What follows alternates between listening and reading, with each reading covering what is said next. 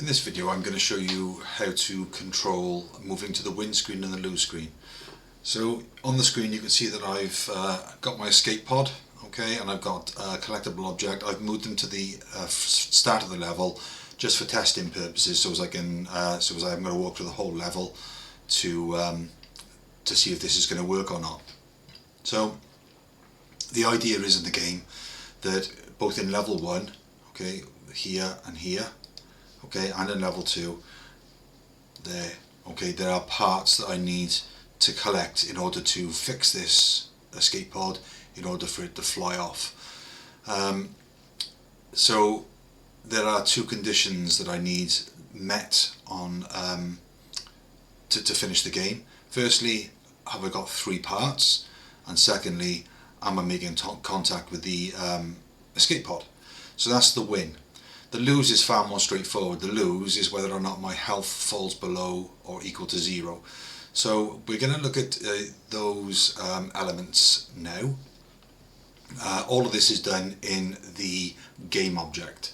So I'm going to come across to my objects, and I'm going to open up my game object, okay, and it's going to be going at the step event. So this is going to be for my room control.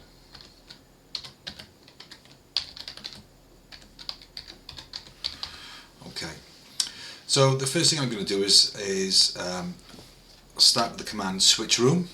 So I'm going to switch room on a condition, underscore room, nope, sorry, switch brackets room. Okay, and then everything inside that is in the curly brace. So I start with a case statement. So case, so if I'm in rm underscore level 1 lv1 colon case rm underscore lv2 colon. Okay, and now I'm going to start with my lose. So what I've done there is I've got 2 case statements, so whether I'm in room level 1 or level 2, doesn't matter. It's going to check to see if my P health is less than or equal to 0. 0. If it is, then I'm going to go room underscore go to rm underscore lose. Okay, so what that does, that moves me to my lose screen if my health falls below or equal to 0. So I'm just going to close off this case statement, and we're just going to give it a go and see if this works. So I'm just going to stay in the room. That doesn't work. Okay, so let's see what's wrong with this then. Okay, it's quite an obvious error. So if you look at the error code, my rooms are called LVL 1 and 2, and this is LV1. So that's the mistake. It's a typo. So case LVL 1, LVL2. That hopefully will fix the problem. So let's give it another go. Okay, here we go. So let's get hit 5 times by our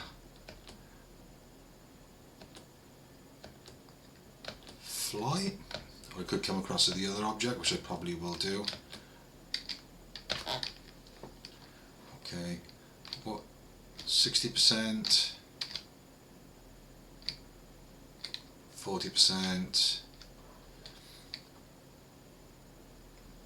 20%, and hopefully this time, boom, there we go.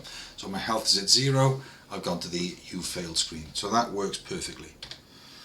So the next thing that I want to do then is I want to check to see if I have got, I'm in connection with the escape pod, and whether I've collected all the parts. So I'm going to paste this piece of code in, so I'm just going to leave a blank line there.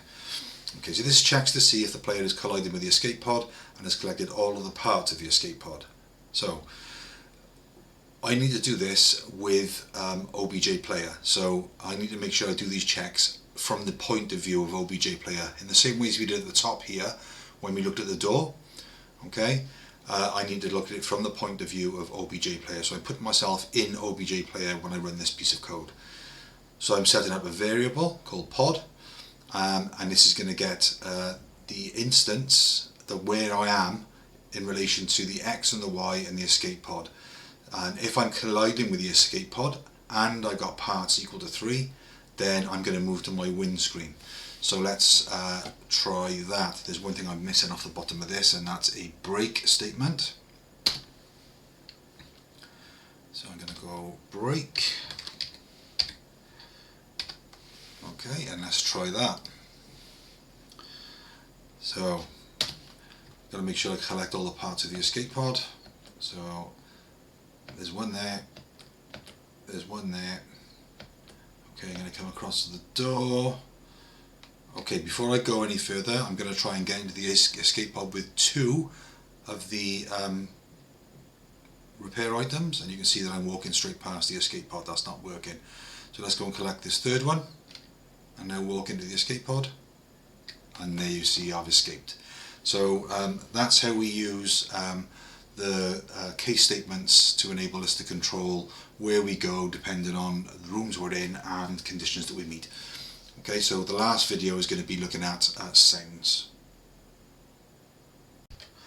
As an add-on, I've just noticed that there's a problem with this code that I've written for checking to see if the player has all the parts and is touching the escape pod. So with the player object, so with this piece of code, okay, the code's fine. The only problem that I've got with the code is the fact that the only line that's being processed in that with object statement is the var pod line. Okay, this if pod, okay, this is processed separately. Well, I don't want that, because if I die, this is going to be checking to see if I've got if I'm touching the pod, and if I got 3 parts, it's going to bring up an error message. So what I need to do is embrace or encase, sorry, all of the code here in curly braces like that. Okay, and I'm just going to move those across to separate it. Now that when that runs, that's going to run fine. So everything inside here now is with the OBJ player. Okay, so that was a problem in the code, so that needs to be rectified if you're going to use something like this in your game.